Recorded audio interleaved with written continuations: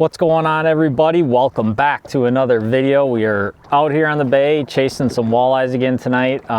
Had a few hours after work, so I thought I'd come out here and see if I could catch a couple fish. It's pretty breezy out here tonight, a little bumpy, but compared to what we've had the last few days, it's pretty nice out. But before we get into any fishing, I kind of want to talk about what I've been using to target some of these fish, what kind of areas I'm looking for. I'll show you my graph here in a minute, and kind of go into how I've been breaking this down. You know, I'm a beginner to this. This is really the first year I've ever done this, and last year when we moved up here, I tried a few times and really sucked. I think I went like 4 or 5 times.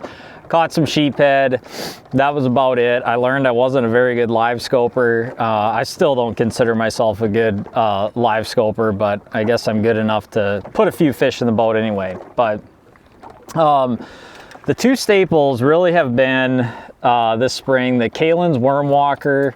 You can see it's, you know, Tom Boley designed this. He knows something about walleye fishing. If you really want to learn a lot, go watch his channel.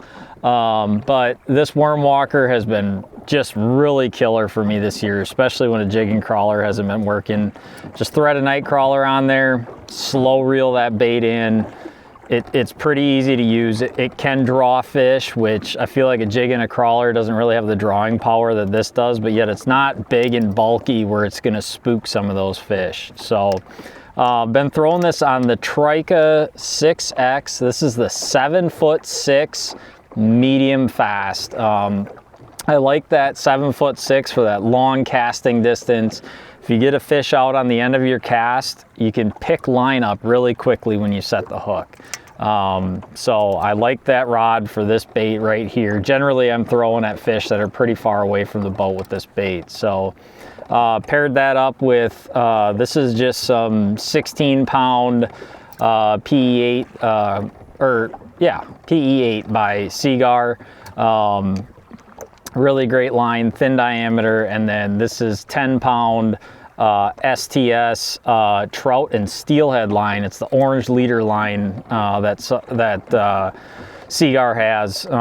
Really like it, abrasion resistant, shock resistant. It's done a great job on these fish for me, but generally I'm running 10-pound test leader with these fish. So by far, this has been a really great producer for me so far in the month of June here.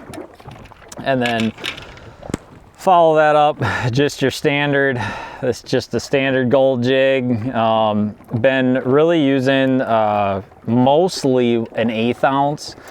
These fish have been really high in the water column, fishing mostly in like that 10 to 15 foot range, but they're generally only down like 5 to 8 feet. And you want something that falls slowly. If you get something that just drops like a rock, you're gonna spook those fish a lot of times. So 1/8 ounce gold has really been one of the colors that I've been catching a lot of fish on. I'll also throw, you know, this is like a purple with a little bit of chartreuse on the back. Otherwise just like a blue chartreuse.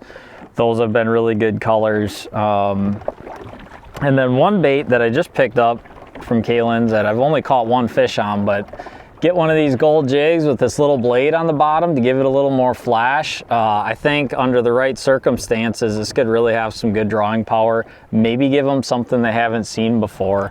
Again, gold, I got it rigged up on, this is purple on this one.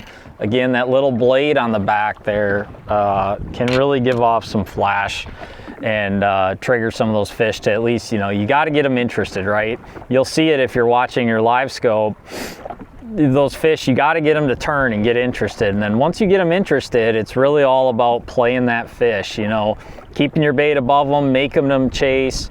Sometimes as a last resort, if they're getting really close to the boat, I will drop that all the way down to make them chase it to the bottom, and sometimes lead it at the bottom, but once they get down there, I'll generally just shake that rod and make that crawler and jig dance as they're down there on the bottom. And I've caught a few that way, but most of them have been out there, keep them chasing, keep them coming up after that bait. I mean, I've had fish eat that, either the worm walker or the jig, both of them. I've had them eat them, you know, 2-3 feet under the surface. Some of them I've even watched eat them like 10-15 feet away from the boat. So that's really important. this the jig combo I've been throwing this on. This is the Trika 7-foot, just the medium light fast. These ones I make it a lot more, you know, kind of little pitches at those fish. You got a lot thinner hook, so you got a hook that you really don't want to overpower. You get you know, the hookups are really easy with these fish. They generally inhale that entire bait, and you kind of just got to pull into them, and you got them. Same thing, 10-pound Seagar STS trout and salmon leader, or trout and steelhead leader. And then again, that 10-pound or that 16-pound PE8 Seagar braid. That same setup for both. So you really can rig up a few different spinning rods with the same braid, same leader combo, throw your jig on them. Nights like tonight is probably about the windiest that I'll throw that 1/8 ounce jig. Anything more than this, you know, you're getting some big rollers, you're gonna wanna go up to a 1/4 ounce weight for sure, and help that bait get down. You have more control of your bait. When it comes to the worm walker, this is the 1/4 ounce size here. I've been, you know, pretty much only throwing that. You saw kind of that, I don't even know what color they call this. It's like pink and purple, silver on the back. Got a lot of flash to it. I've been catching them on that color. This is just purple and silver, and then just blue and silver. This is a staple out here on the bay when you get, especially in that clearer water. And then sometimes if it's dirty, they got this gold and like perch colored one that's been doing really good. This is actually a 6 ounce, a smaller size for if you're really up shallow. And then they also make, somewhere in here I got it. Oh, they make a 1/3 ounce, and I don't even know where I put it. I thought I had them with me. Maybe I don't. Oh yeah, here you go. They also make a 1/3 ounce, which is a little heavier. So as the summer progresses, you know, I definitely plan on going up to like Door County and trying some of this up there, fishing for those deeper fish. You're gonna want the 1/3 ounce so it sinks faster. I want to take you up here to my console though, and kind of show you, you know, what I'm really looking for. Hopefully this shows up well. There we go. So what I've been doing is, this is just, you know, a major shallow flat. And I've been fishing off of these breaks. So you can see you got it, you know, it's real shallow, it starts gradually breaking and then it gets deeper. And they've generally been, you know, you can obviously see where I've been on my contour lines. There's another real shallow spot up here. But that's what you want to look for. Sometimes they're in these little guts, points, inside turns like that. This one here drops off a lot steeper. So you really got to figure out what they want to be on. Do they want to be on a steep break? Do they want to be more on this gradual break? And it's all just trial and error. So, I mean, really, there is no magic, you know, recipe. You just got to go out there, put your time in. I highly suggest, one thing that I did, you know, really before catching a lot of these fish is side image. And I'm not necessarily side imaging to look for walleyes in particular. It's more so to look for life. Is there bait? I've found that if you can find areas where the alewives are, not necessarily like fishing in the pods of alewives, but when you see the pods of alewives, you'll be able to, normally there's walleyes around somewhere.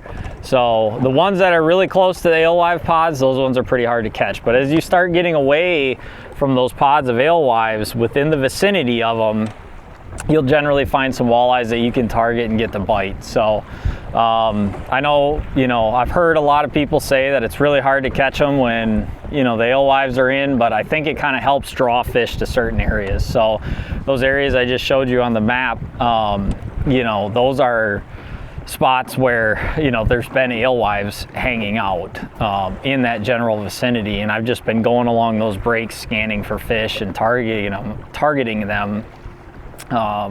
And so it, you know, that's kind of how I've broken that down. So again, I'm just a beginner. This is all new to me.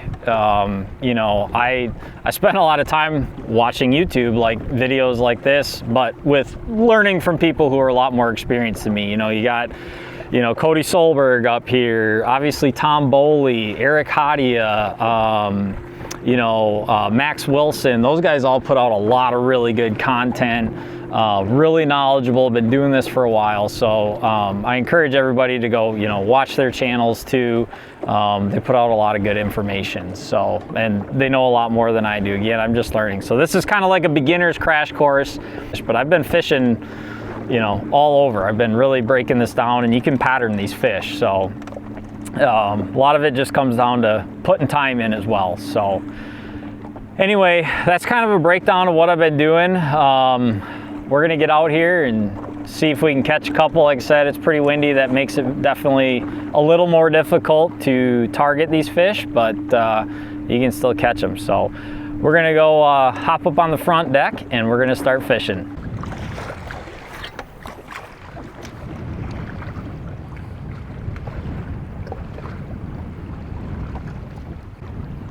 Here he comes.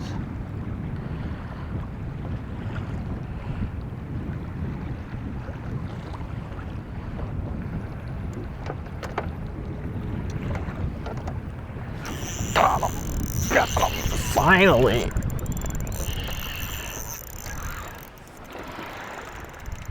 What do I got? Oh, it's a big one. Oh, we got one. It's a nice one too.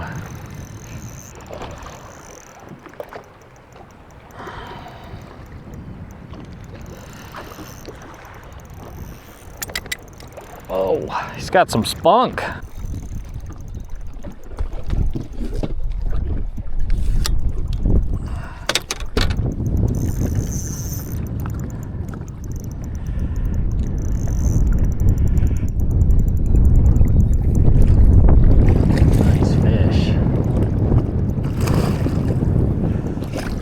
Hold you.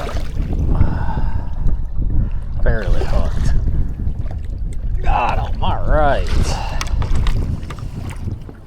Not a huge fish, but nice one. Oh. Boy, when they want to munch it, they munch it. Kaylin's worm walker. That was a pretty fish. Beautiful Lake Michigan, Green Bay walleye right there. Not a big one, but we'll take it. Got here 24 incher.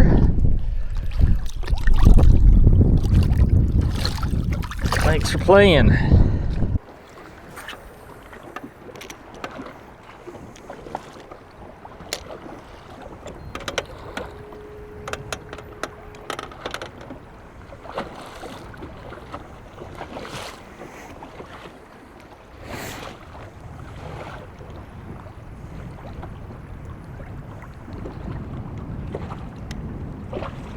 Oh, he's coming up. He's got it. Oh. Got him. What a terrible hook set.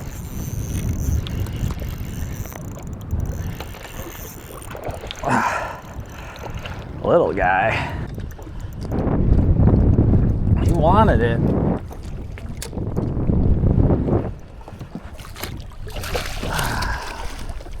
Little eater size walleye right there.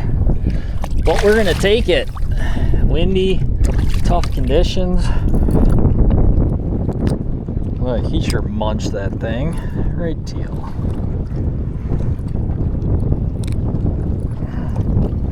Beautiful little eater size walleye.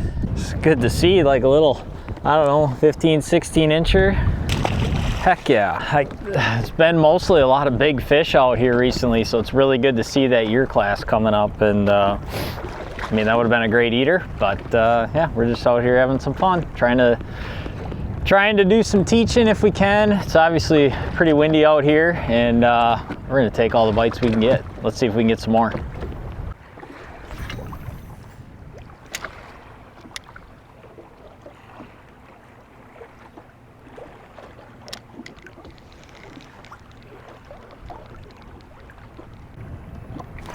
Got him.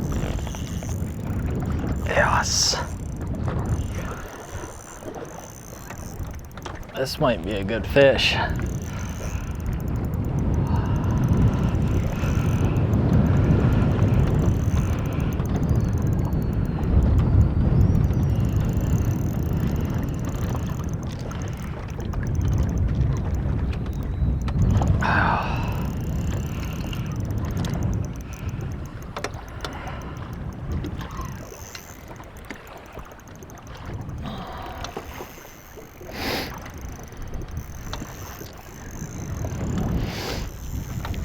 Hopefully it's a walleye. I think it's a walleye.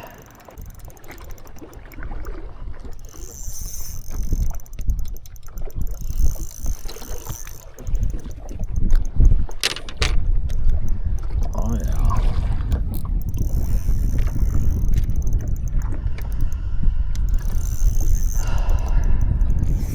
Whoa, it does not like the boat. Does not like the boat.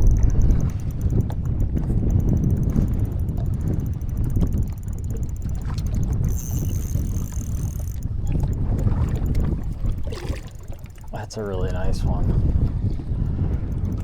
That is a really nice one. Ah. Oh. Oh, wow, what are you doing? This thing is psycho.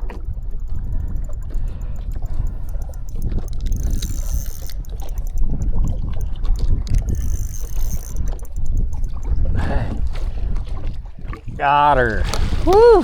That's a nice fish right there. Wow. That's a really nice fish. Just behave. Open your mouth. Right in the corner. It's a super nice fish right there. Beauty. Gorgeous, gorgeous fish. This is how we're gonna end the day. Appreciate everybody watching. If you want to come out and catch some of these walleyes on the bay, hopefully you can use some of the tips that I provided in today's video. And remember, it's never a bad day to go fishing. We'll catch you on the next one. There she goes.